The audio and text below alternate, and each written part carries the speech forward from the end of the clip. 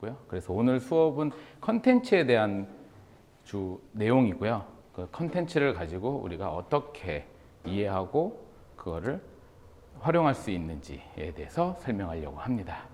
일단은 저희가 이제 창업을 하는 수업이잖아요. 이제 SD워커는 이제 인테리어 창업을 기반으로 하는 교육 프로그램이다 보니까 창업을 할 때 꼭 필요할 수 있는 것이 나를 어떻게 홍보할 것이냐에 대한 부분이 제일 클 수 있을 것 같아요. 당장 뭐 온라인에서 오프라인에서 뭐 고객을 만날 수도 있지만 그거는 되게 어려울 수 있는 환경일 수 있잖아요. 그러면 우리가 온라인이라는 이 환경 속에서 어떻게 우리의 회사를 알릴 수 있을 것인가에 대한 부분이에요. 그 알릴 수 있는 것이 결국은 컨텐츠를 가지고 알릴 수 있다라는 것이죠. 그래서 그게 이제 컨텐츠를 가지고 하는 것. 그래서 컨텐츠 마케팅이라고 이제 할 수 있는데요. 이제 우리가 온라인 시대에 살고 있기 때문에 온라인이 굉장히 중요한 어떤 하나의 역할로 이제 자리하고 있는 상황인 거죠. 옛날에는 전통적 광고의 형식이었을 때는 일방향이었죠. 우리가 TV를 통해서 정보를 입력하고 그 광고를 유입할 수 있었다면은 지금은 쌍방향, 우리가 검색을 해서 그 검색에 도달하게 되는 상황이다 보니까 이제는 검색이 되게 중요한 환경으로 그 검색을 어떻게 활용할지에 대한 전략을 이제 우리가 필요로 하는 시대에 살고 있다는 것입니다. 자연적인 검색과 또 유료 광고를 통해서 우리가 서치를 하게 되는 것이죠. 그 서치를 통해서 우리는 정보를 수집하고 있는 상황에서 그런 미디어의 변화를 통해서 우리가 어떻게 온라인에서 우리의 정보들, 우리의 서비스를 이게 알릴 수 있을 것인가에 대한 부분입니다. 그걸 전략적으로 활용해야 된다라는 부분인데요. 그 전략이 한 3가지가 있어요. 검색 엔진 첫 페이지에 검색 순위 보면은 거의 여기 안에서 머물러 있다는 거죠. 98% 정도가. 우리가 생각해도 그렇잖아요. 그냥 우리 본인이 생각해도 더 안 넘어간다는 것. 그러면 어떻게 우리가 상위 노출시킬 것이냐에 대한 부분이에요. 컨텐츠 마케팅은 바로 이거예요. 컨텐츠 마케팅은 명확하게 규정하면 오디언스를 모으는 거죠. 그러니까 나의 오디언스, 우리의 타겟들이 키워드를 통해서 우리 정보를 입수할 수 있게끔 모으는 것. 그 모은 사람들이 구매 여정을 통해서 충성 고객에 전환될 수 있도록 가치 있고 그 관련된 컨텐츠를 지속적으로 제공하는 것이 이 컨텐츠 마케팅이라고 하면 됩니다. 그 의미가. 그래서 오늘은 이제 원더미디어에 대해서 이제 설명을 할 거고요. 원더미디어에 대해서 블로그를 어떻게 활용을 할 것인가, 웹사이트를 통해서 어떻게 유입할 것인가에 대해서 이제 설명을 하려고 합니다. 그래서 컨텐츠 마케팅을 얻게 되는 점은 낮은 비용, 높은 전환율이겠죠. 비용이 안 된다고 그랬잖아요. 페이드 미디어나 언더 미디어도 어느 정도 지불이 되잖아요. 우리 인플루언서 활용을 한다고 해도 바이럴을 만들기 위해서 체험단을 쓴다고 해도 결국은 그 비용이 들어가는 부분이지만 이건 시간이 들어가는 시간 이외에는 다른 어떤 비용이 들어가죠. 근데 그 시간도 어떻게 따지면 되게 어려운 부분일 수 있어요. 아까 얘기한 것도 아내분이 하지만 바쁘다 보니 못할 수 있다라고 한 것처럼 사실은 이게 되게 루틴이 잘 잡혀야지만 되긴 하는 거라서 낮은 비용이긴 하지만 그만큼 또 힘들기도 하긴 한 거다. 하지만 비용을 치면은 낮은 비용이 있고 높은 전환율을 만들어낸다는 것이고요.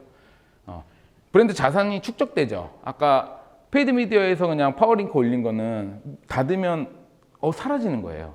하지만 이게 컨텐츠가 쌓여갖고 계속 올려져 있다면 이건 자산이죠. 이거 자체만으로 봐도 자산이 축적될 수 있고요.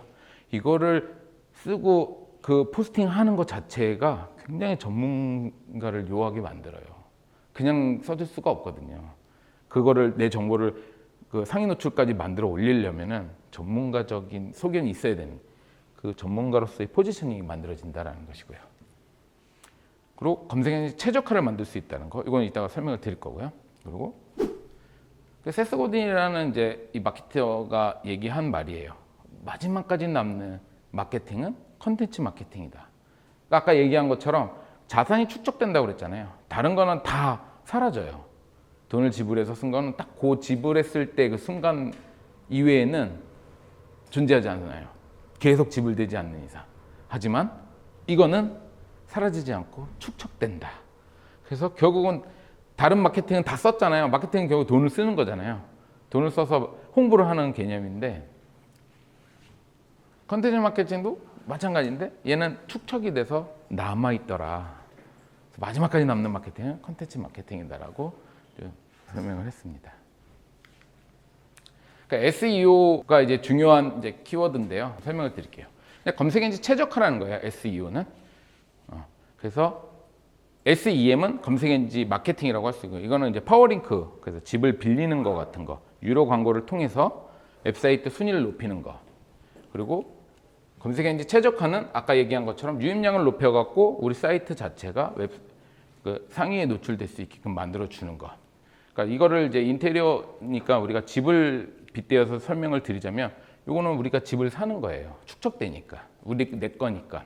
근데 요거는 빌리는 거죠. 잠깐 빌리고 돈 빠지면은 나와야 되는 그런 개념이라서 우리는 이거를 잘 만들어서 우리의 자산, 우리가 만날 고객들에게 우리의 정보들을 축적해 놔서 이제 진짜 만나게 됐을 때 그걸 통해서 이제 이걸 활용하면 좋을 거다라는 것이죠. 그래서 이게 SEO, 검색 엔진 최적화라는 거죠. 검색 엔진 최적화는 게 결국 검색 키워드를 통해서 얻는 것이 최적화돼서 우리께 상위 노출에 올라갈 수 있게끔 만드는 것. 이게 SEO예요. 그래서 요거를 이제 풀이해서 한번 본다면은 매체를 하고 볼 수가 있는 거죠.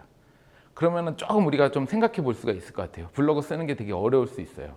지금 어떻게 쓰면 어떻게 써야 되나. 그런데 우리가 만약에 우리의 광고 어떤 거를 타임스퀘어에 올린다고 쳤을 때 더 어렵지 않을까요?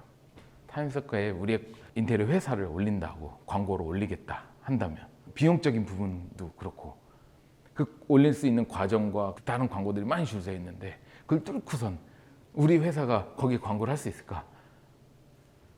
근데 그거보다 더 강력하대요. 이 검색 엔진에 있어서 상위 노출되면. 그러면 또 쉽다는 생각이 좀 들죠. 다 어렵긴 하지만. 그래서 검색 엔진을 통해서 만들어지는 우리의 정보 콘텐츠들이 되게 중요하다라는 말씀이 있고요. 그래서 어떤 기대 효과를 볼 수 있느냐. 검색 후 사이트 노출을 상승을 시킬 수가 있겠죠. 그리고 키워드와 컨텐츠의 마케팅 관계를 파악해서 노출을 극대화시키고요. 그래서 그 사람들이 이제 사이트로 유입할 수 있게끔 방문자를 상승시키고, 그리고 거기 안에서 인지도를 쌓고 충성도를 만들어내서 이게 상위 노출, 이 상위권으로 이제 올라가게 되면 비즈니스 기회까지도 창출해낼 수 있다. 그 말이에요. SEO 적용하는 데 있어서 네이버보다는 구글이 훨씬 더 좋아요. 네이버는 네이버 자체가 카테고리를 너무 많이 나눠놨어요. 그래서 검색에 따라서 인플루언스가 먼저 올라올 수도 있고요, 뷰가 먼저 올라올 수도 있고요, 막 이렇거든요. 그 키워드에 따라서. 근데 구글은 그게 없어요. 그래서 진짜 SEO에서 잘만 만들면 우리 사이트가 그냥 위에 올라올 수가 있어요. 그래서 구글을 우리가 예의주시해야 된다. 이제 유튜브를 통해서 유입될 수 있는 환경도 구글에서는 훨씬 더 높아졌다. 마케팅 퍼널을 한번 우리가 봐야 될 것 같아요. 퍼널이라고 한다는 것은 잠재 고객이 우리 제품과 서비스를 인지하고 관심을 가진 후에 결국 웹사이트죠. 우리 웹사이트에 방문해서 또 회원가입도 하고 거기서 구매를 하거나 아니면 견적을 내거나 상담을 요청하거나 하겠죠. 그래서 그 과정을 분석하는 방법론 중에서 전체 구매 여정이라고 할 수 있죠. 이 소비자들이 우리 웹사이트까지 어떻게 들어올 수 있는가, 그거를 볼 수 있는 게 마케팅 퍼널인데요. 깔때기잖아요, 퍼널. 처음에는 인지하는 단계겠죠. 발견하는 단계. 소비자들이 일단 궁금할 거 아니에요, 어떤 거가. 그러면 키워드를 통해서 이제 발견을 하게 되겠죠. 그걸 어디서 이제 발견하게 되는 주요 매체들은 유튜버일 수도 있겠죠. 유튜버에서 정보를 얻는 친구들은 유튜브에서 검색해서 볼 거고요. 뭐 사이트, 포털 사이트라는 건 검색 엔진을 얘기하는 거고요. 카페에서도 물어볼 수 있고 하겠죠. 거기에 그 적소적소한 곳에 우리의 컨텐츠들이 숨어져 있다면 우리 웹사이트로 유입할 수 있게끔 하는데 확률이 높아질 수 있겠죠. 그래서 그런 키워드를 우리는 잡아내야 된다는 거죠. 요 인지 단계에서는. 그러니까 그걸 통해서 정보 되게 좋다라고 느낀 사람들은 이 흥미로운 컨텐츠를 통해서 우리 사이트로 이제 유입되고 관계를 증진시키려고 하겠죠. 이 사이트 되게 괜찮네. 여기 인테리어에서 되게 좋다. 포트폴리오 되게 좋네. 이렇게 이 흥미와 친숙함을 이제 유발하게 되는 것이고요. 이제 고려 결정을 하겠죠. 여기서 이제 그러면 이제 상담을 신청을 하겠죠. 상담 신청한다거나 견적을 물어보겠죠. 그러고 난 다음에 구매 결정의 결정적 이유를 이제 이 사이트에서 제공을 해야 되겠고, 그럼을 통해서 이제 결정을 하고 거래 성사가 되는 구조가 되겠죠. 마케팅 퍼널의 형태로 본다면 이런 구조로 만들어진다는 겁니다. 그러면 컨텐츠 마케팅은 바로 이 두 단계에서 움직일 수 있는 거겠죠. 발견할 수 있게끔 우리 컨텐츠를 만들어주는 것. 그리고 그것이 재밌는 컨텐츠여서 그 정보가 좋은 정보여서 우리 웹사이트로 오게끔 만들어서 고려하고 결정하는데 지대한 영향을 끼쳐서 결국 거래를 성사시키는 것. 근데 성사시키고 끝나는 게 아니라 여기서 중요한 건 또 다시 리타겟팅 전략을 쓰는 거죠.